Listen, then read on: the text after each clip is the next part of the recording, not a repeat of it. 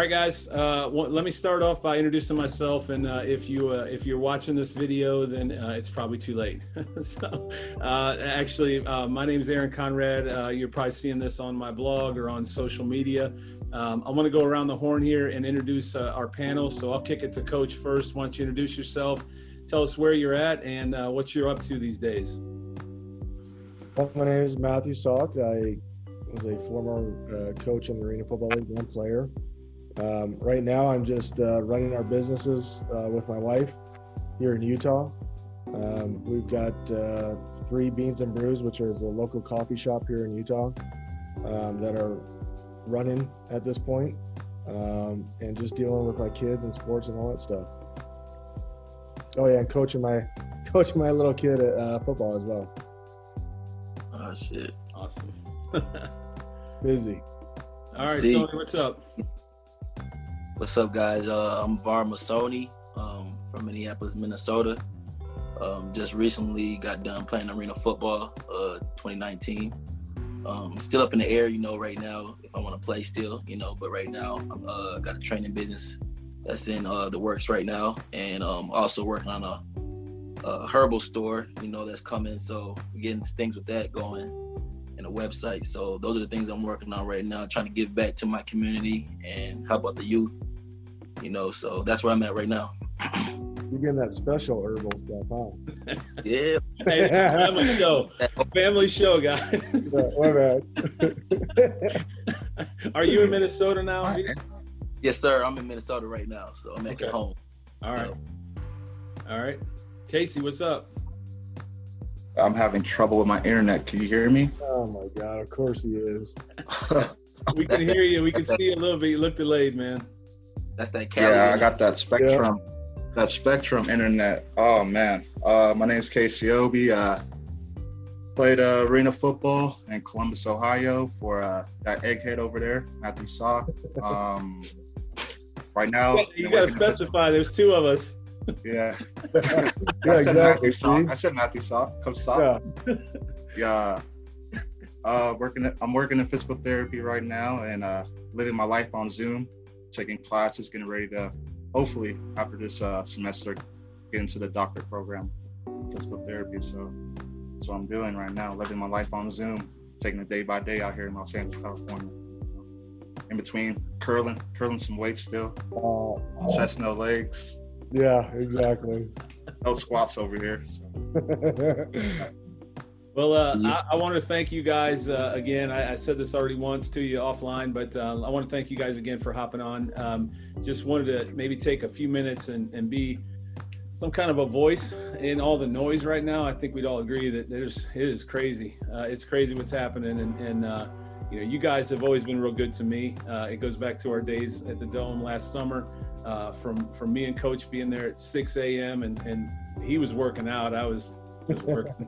So, but you guys just always treated me with so much respect, almost like I was a part of the team, and I appreciated that. And so I couldn't think of 3 better guys to get on today and just kind of talk about.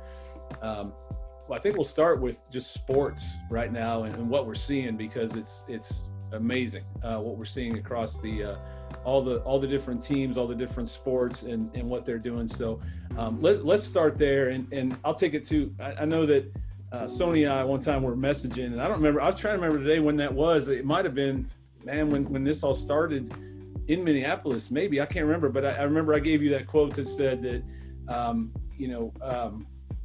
and I just completely forgot what the quote was. No. We talked much, and That's right. Well, normally it's Duke, Carolina, but we'll get to that on another call. But no, it was it's that we all talk a different language talking in defense, and right now I think everybody's talking in defense, and we're not having conversations. So that's really kind of what I wanted to do with you guys, was that just have a conversation and where we're not talking in defense, but we're just talking.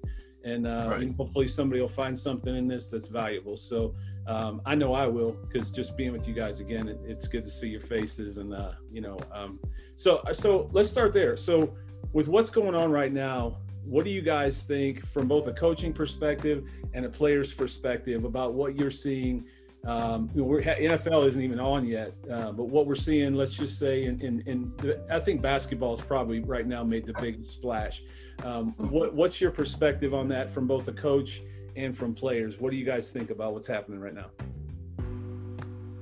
Well, I think it's great, man. Just showing unity from the NBA. You know, obviously the NBA, you know, it's always been like, you know, the spotlight, you know, where I feel like they have the most freedom and more in the most of the sports, professional sports. So I feel like they're definitely shedding light, and it's passing on to other professional sports, like you see baseball doing it, soccer doing it, you know. So I'm just glad that they're showing unity, and they understand the cause and what's going on in America right now, you know. That's where I'm at with it. So I'm just proud of everybody stepping up and using their voice and their platinum and bringing awareness.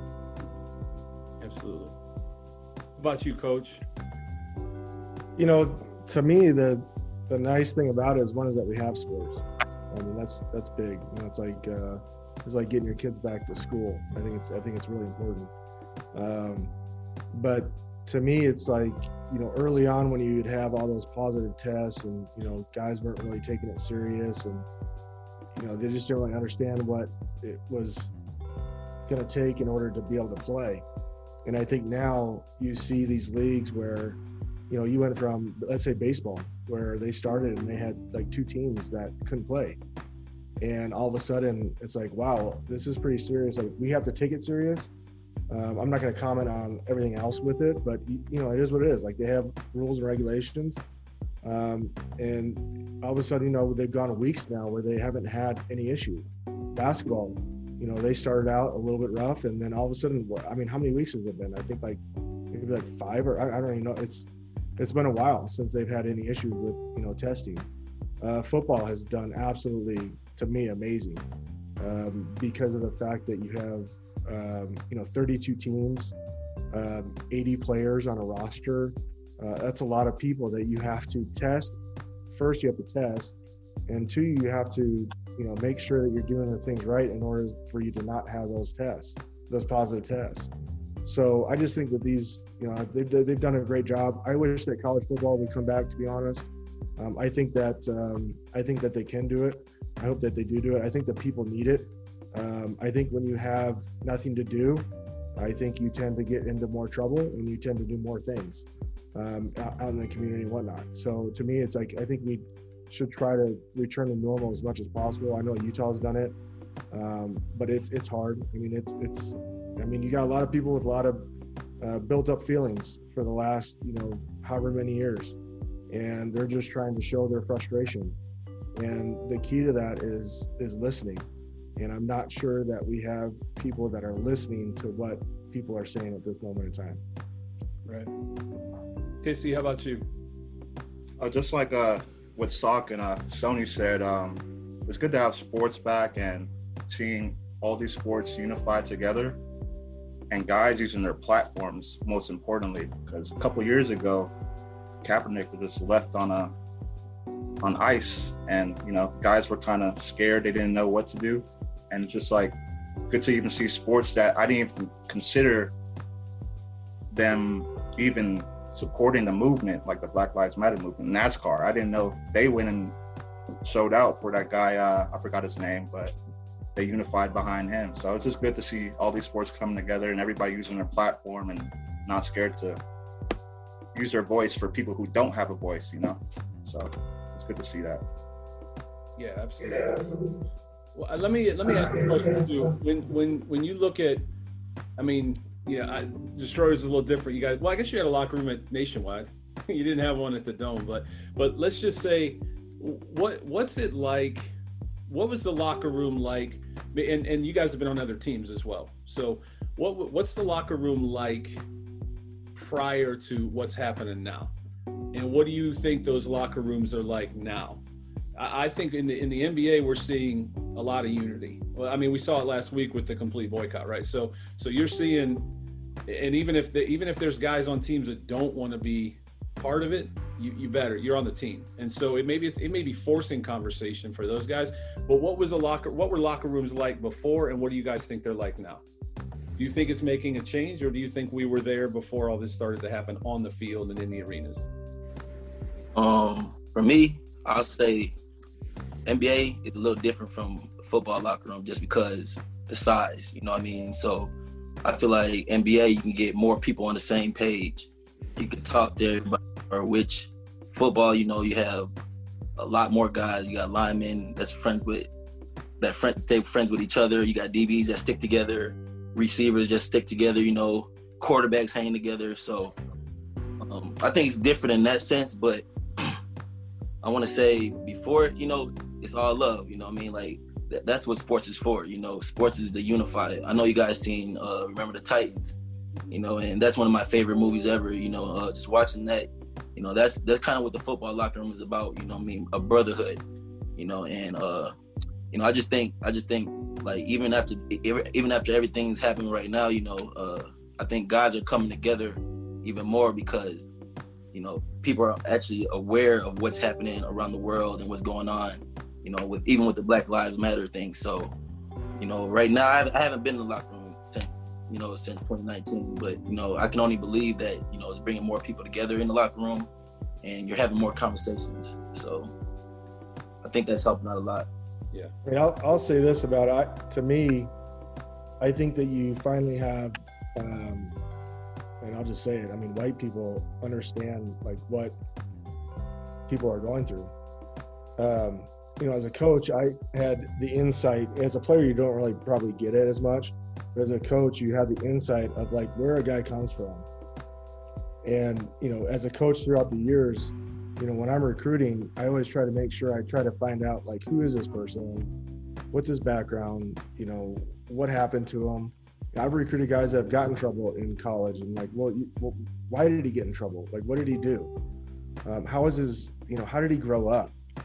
And I just think the problem right now is the fact that many people, they just have these blinders on. They think that everyone has this perfect life and everyone gets perfect grades. They all have money and they all have this perfect home. And in reality, it's not that way. Like, go to Florida, go to any inner city, and you have kids that, white or black, Asian, whoever, that don't have two parents, that don't have money, that live on welfare, that struggle, that don't have any money to buy shoes. I mean, that's the thing I think people are finally seeing and realizing, like, and I think that's why you see so many white people going to these protests, because I think they're finally like, this stuff matters. Like, these people, all these people have struggled, and it's time that we try to make it better for them, make it easier. I don't know. I mean, that's, to me, I don't know how to fix it. I just know that when I've talked to players and I see their background, like, that crap is hard. Like, I can't even imagine growing up like that. That'd be really tough. Right. Hey, one thing I can say about it is, you know, playing for Coach Sauk, man, is like, it's a whole, like, you play for different coaches and you see, you know, how certain coaches, you know, how they act around their players, you know what I mean, or how they communicate with their players. And I can just say, you know, Coach Sauk, man, he always been solid. You know, that's since 2020 or 2014, you know, when I first got with him. He always been solid, man, a good heart, you know what I mean, doesn't look at the color of your skin, you know what I mean, none of that, man. So, like, he's always been solid, you know what I mean. And I know a lot of players can vouch for him, too, when I say that. Yeah, I've been in many locker rooms, and playing under Coach Sauk has always been a family environment. We can always clown and joke. He's always clowning my tank tops and me doing curls every day. So it's always been a good environment. In terms of the conversations being brought up, that's what's happening now. Guys are starting to, the elephant in the room is being revealed, basically. Guys are starting to understand where these other guys are coming from, you know? So I'll say a quick story. Yeah, I was gonna say, I'll say a quick story.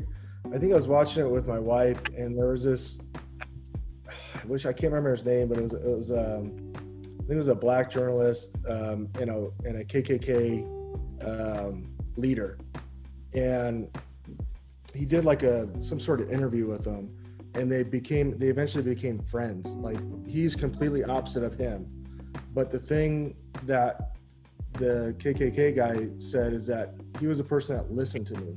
Like, we had conversations, we got to know each other, and they were like best friends. They became best friends. He denounced the KKK, moved away from it. They're still best friends, but like, he was the type of person that is able to have a conversation with someone that does not agree with them. And to me, that's the biggest thing we're missing in today's world. It's a Twitter world. Everything's on Twitter. Everyone's fighting. You can say whatever you want. And the issue is that you don't have those real conversations with someone standing in front of you, trying to see like, what is your point of view and what is mine? And maybe we can kind of combine a little bit. True. True. Let me ask you guys this. So, when I look at it, and you guys have mentioned it, everyone's intentions is there now. We're there. Our antennas are up. We're listening, and that's where I think, for me, I want to know what's next. And I think that's what they're trying to say too, is no matter which group is protesting or wants their voice to be heard, what's next? Where do we go from here? I think is where we have to start to evolve to, or otherwise we're just going to keep doing this, and I think it's going to have a negative effect over a long time. But so what if you had a microphone and a chance to tell people what you think of, where do we go from here? What's our next step? Because I think it has been heard, the cries and the frustration and the pain. I think most people have heard those cries, and we're all listening now. And like you said, Coach, I think we are having conversations. At least I hope we start to. Where do we take those conversations next? Like, what does that make sense? Is that a so? Yeah, I don't. Casey, you want to start, and then we'll take it around there, maybe. I would say I feel like it starts the guy up top, and he's the one he has a dangerous rhetoric, and I feel like he's like fanning the flames in this little race war we got going on. So I feel like we should start in November and vote this guy out, and then work from there. That's what I feel like. I agree with AC. It starts with leadership. And when you see the world that we're living in today, and you look at the leader that's leading our nation, it's chaos right now. It's real chaos out here with race wars, COVID. He doesn't. It feels like he doesn't care. When he goes, does like an interview or the RNC. Just how he speaks, he doesn't care. So I feel like we just got to go vote in November, and that's just the beginning. We've been fighting this war for a long time, and stuff just getting recorded now. This been going on for a while. It's getting recorded now, but I think it starts with the leadership up top, which is the president. And helping him, hopefully getting him out of there and getting somebody that has a heart. That I don't even feel like. Oh, sorry. Go ahead. Yeah, I don't feel like he's even like listening. Like, he's just so quick to just point out like the looters and the riots going on, but he's not even addressing the issue. He's like quick to condemn the Black Lives Matter movement, saying they're causing ruckus. Right. But he's not listening to why they're out there protesting, why there's like why guys are looting. They feel like they're not getting hurt. That's basically what it is. Understand, I don't believe in riots and looting and all that, but I understand where it's coming from. And this guy up top is not understanding. And he's just tweeting away, calling these people thugs and all that, denouncing them, but he's not denouncing the KKK or what's the guy who went and shot protesters the other day? Kyle Rittenhouse. Yeah, he's not denouncing that. So it's just a mess. I feel like it's a mess. One more thing. Doc Rivers said too the other day, and he was just saying, like, when we go out, black people go out and they protest. They're called thugs, and then like Michigan, with the people with the guns in the yard, they're called fine people. That's what he's saying. That's what the president is saying. So it's contradicting. He's contradicting himself. Yeah, it's crazy, and his supporters are going with that rhetoric, and now they're getting armed, and they're going in the streets, pointing guns at protesters, and it's just like we're in chaos right now, and it's sad. I've never seen the country like this at all. I know it's been underneath for the last 4 years when Obama was there, but it's just gotten worse. Like, it's escalated to a whole different level. Yeah. Literally, protesters are getting shot up. It's just sad, you know? I mean, to me, it's just a lack of leadership, and it starts from your local people all the way up. I mean, that's the key. I mean, the biggest thing for me is you know, if someone has a problem, you need to figure out what the problem is. And if no one is willing to have that conversation and sit down, then, you know, they're going to constantly feel like they're not being heard. But the other issue is that the people doing the protesting need to have a plan of like what needs to be fixed. Like, that's what I'm saying. You got to have the conversation. Like, what needs to be fixed? It can't be a million things. Like, it's not really like, what can we do that is going to help you feel like you are heard? And we have not had that conversation yet. Like you said, it starts with your local people, your mayor, governor, all the way up to your president. I mean, that's just the way it is. And if no one is doing that, then people are going to continue to feel anger and feel like they're not being heard. And it's like a constant cycle. And then you have people, the biggest thing that is really going on is you have protesters and you have rioters. The protesters are the people that, to me, it's okay. The rioters, you know, to me, that's just not something we should be doing. But now you've got armed people going into an already tense situation, and you have a governor that is not strong enough to get the presence there to calm everyone down. And it's just like, you know, like you said, that kid killed, you know, I don't know if he allegedly killed 2 people. And then you had the other night where someone shot someone else. And it's like, you bring guns to a situation, you're going to have problems. And to me, like I said, I don't know the answers. I just know that we have not had the conversation that we need to have in order to fix the problem. Yeah, I agree. And I think there's so many factors involved. It's not just one thing. Like, it's not just one group that's at a gathering, whether it's a riot or protest or looter, Antifa, you know, there's pallets of bricks being dropped off, and there's all kind. I mean, there's a lot of stuff going on that's not one thing. Where I think if we had the one thing, then we could understand. Okay, let's. But there's so many different spinning plates right now that it's hard to identify which one we should grab before it falls first. All of it's bad. I mean, it's all bad. Well, and again, you have not only just that, like the leaders not being leaders, is you have news organizations on the left and the right that are just constantly stroking the flame. Yeah. And it's constant. Like, one side says, oh, they're peaceful. One side is like, they're rioters and blah, blah, blah. And it's just constant stuff that is so far left and so far right that there's no middle ground anymore. Right. There isn't. Like, you know, I don't know, like 20 years ago, there was a middle ground. There was people in the middle that could kind of bring in that left and that right and kind of have a conversation. And we don't have that. We have, you either love Trump or you hate Trump. There is no in between. You either love Biden or you hate Biden. Like, he's a socialist, he's this, blah, blah, blah. And it's like, there's no in between people anymore. Yeah. So it's just kind of, I mean, that to me, that's another thing where you don't have leaders that are doing what they're supposed to do. And you have people that their ideology is so far left and so far right that there's no middle ground anymore. Right. There's no logical. Everyone thinks they're right. There's no logical thinking. I just feel like there's like 2 gangs going on right now. It's just, it's crazy. That's the power of social media for you right there. Yeah. Social media. Everybody's voice now, you know, it's crazy. And people are not getting the right information. They're watching YouTube and getting their information from Facebook. And you have other countries using bots to influence what is being produced on social media, what's, you know, trending. So I mean, it's as great as social media has been, it's literally been probably the worst thing that's ever happened to this country, or to the world, I should say. Especially for our kids, and that's a whole nother Zoom call for another day. But yeah. Especially as a dad of high school, you know, But well, I don't want us to run out of time. I could literally do this all night. I don't know about you guys. We haven't even got into 90s basketball yet.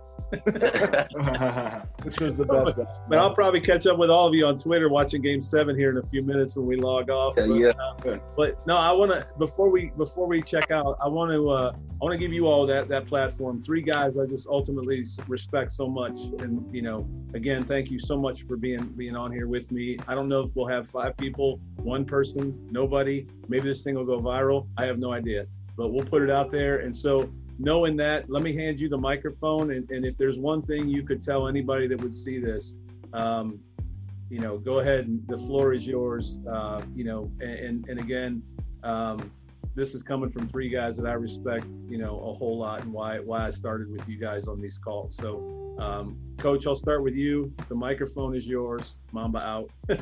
Yeah. Well, again, I appreciate you having me on. To me, like I said, the biggest thing I think we need going forward is the fact that we need to listen. There are people with problems, and they're not people that grew up like you. Everyone's different. Everyone's an individual. Everyone grew up differently. People had their friends shot. Other people, they grew up in mansions.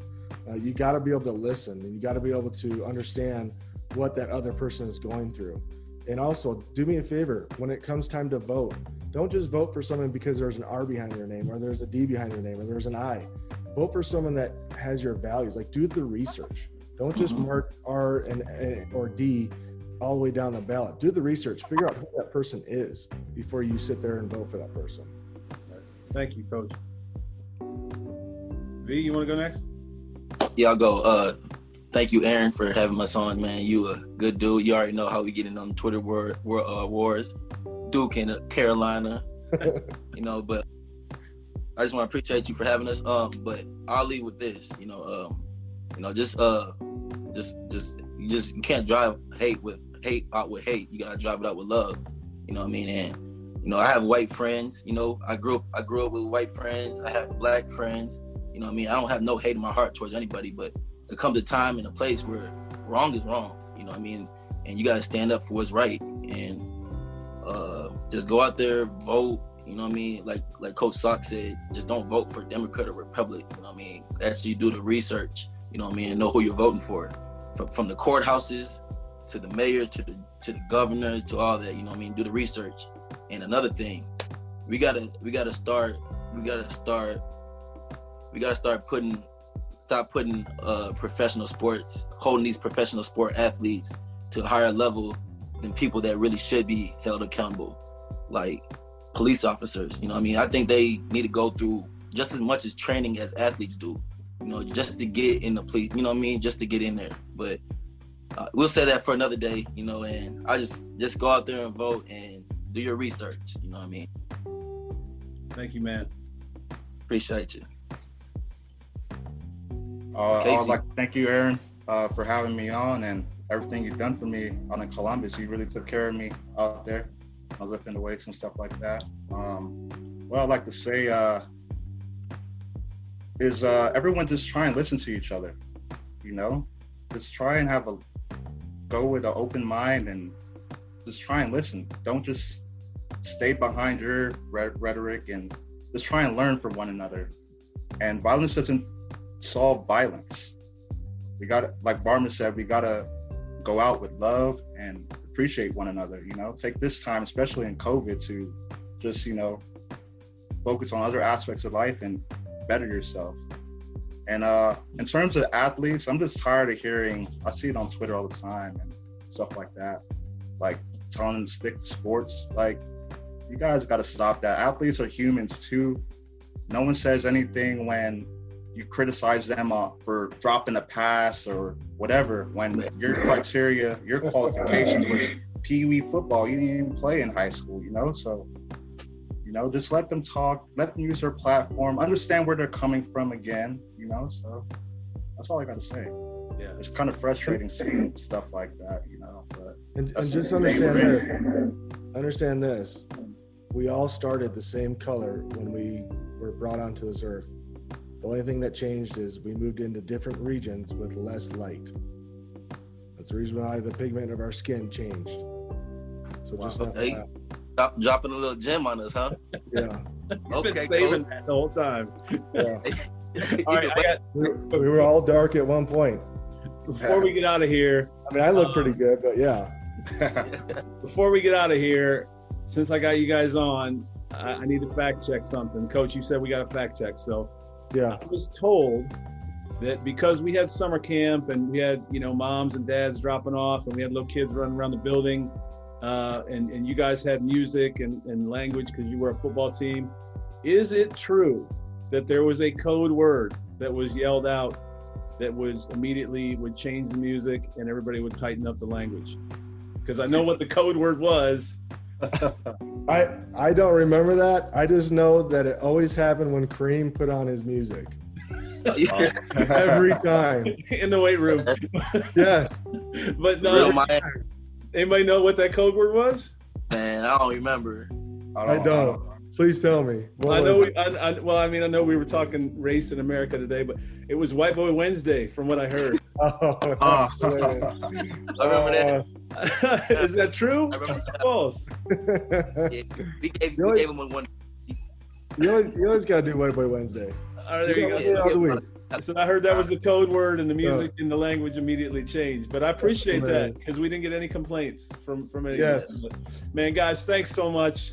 Thanks for how you've always treated me with kindness, and I appreciate that. I don't believe that any of us have looked at each other any different way than just human beings, and for that I appreciate it. I appreciate you being on tonight.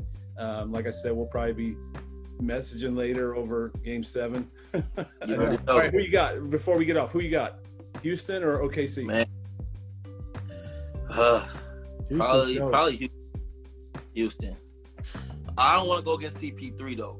Houston chokes every time.